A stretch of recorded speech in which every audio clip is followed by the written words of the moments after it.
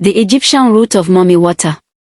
My people, let us go back beyond memory, back beyond the pages of the Bible, back beyond the stories told by the white man.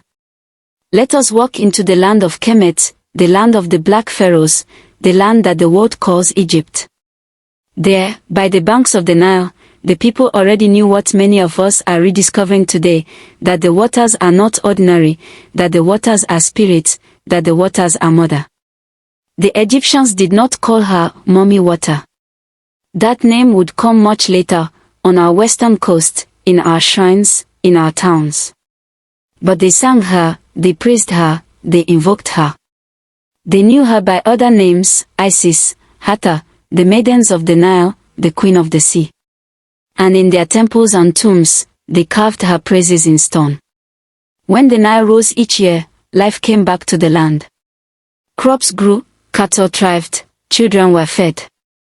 When the Nile failed to rise, famine came, death spread, the land withered. So they looked at the river and said, "This is not just water, this is a living goddess. A mother. A womb that births gods." In the pyramid text, written more than 4,000 years ago, they declared, "The flood rises, the fields laugh, the shores are washed with water. The Great One has given birth, she has borne the gods. Isis has caused the waters to flow, Hathor has spread her hair over the flood." Pause and think about that. The flood itself is a great one. The river is not a thing, but a being. A woman. A mother. The same way today, in Igbo land, we speak of Mami Wata as the mother of waters, as the one who carries both wealth and danger. The Egyptians lifted their hands to Isis, the queen of magic, the one who ruled the floods. In their hymns they said, "Hail to you, Isis, great of magic, mother of the god, lady of the words of power. She who made the Nile to flow, she who made the sea to be at peace. Mistress of the winds, ruler of the waters, who gives wealth and abundance to all who love her." Listen well. She who made the sea to be at peace. She who gives wealth and abundance. This is not strange to us.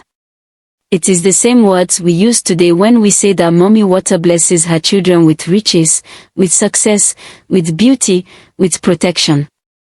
Isis of Egypt, Mami Wata of Africa, they are one and the same mother, wearing different names. But the Egyptians did not only praise Isis. They also spoke of maidens of the flood, young, beautiful spirits who dwell inside the waters. In the coffin text, the dead called upon them saying, "O you maidens who are in the flood, who refresh the weary one with cool water, bring me your water of life, that I may live again." Can you hear it? The cry to the water maidens for the water of life. Is this not the same as our own stories of Mami Wata maidens who rise from the river, who choose a man or a woman to bless, who offer wealth, health, or healing, but also who can punish or destroy if they are neglected? The Egyptians knew them already. They called them maidens of the flood. We call them water daughters.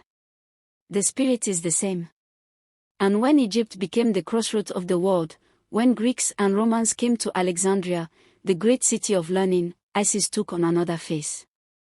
She became Isis Pelagia, Isis of the sea. The sailors, Africans and foreigners alike, prayed to her, Isis, mistress of the sea, who saves the drowning and brings them to shore. She who rules the waves, she who gives prosperity to voyagers, mother who dwells in the depths, protect us, O Isis, queen of waters. Close your eyes and hear those words. Isis, queen of waters. Mistress of the sea. The protector of those who travel across the waves. This is the very image of Mami Wata, the queen who lives beneath the waters, who commands the depths, who both saves and destroys, who is both blessing and danger. So even though the name Mami Wata was not yet spoken, the Egyptians knew her mystery. They knew her as Isis. They knew her as Hathor. They knew her as the maidens of the flood. They carved her praises, they poured libations, they honored her. And as time passed, that same spirit spread across Africa. Among the Yoruba she is Yomoja and Oshun. Among the Igbo and Efik she is Mami Wata. In Congo, she is Simbi.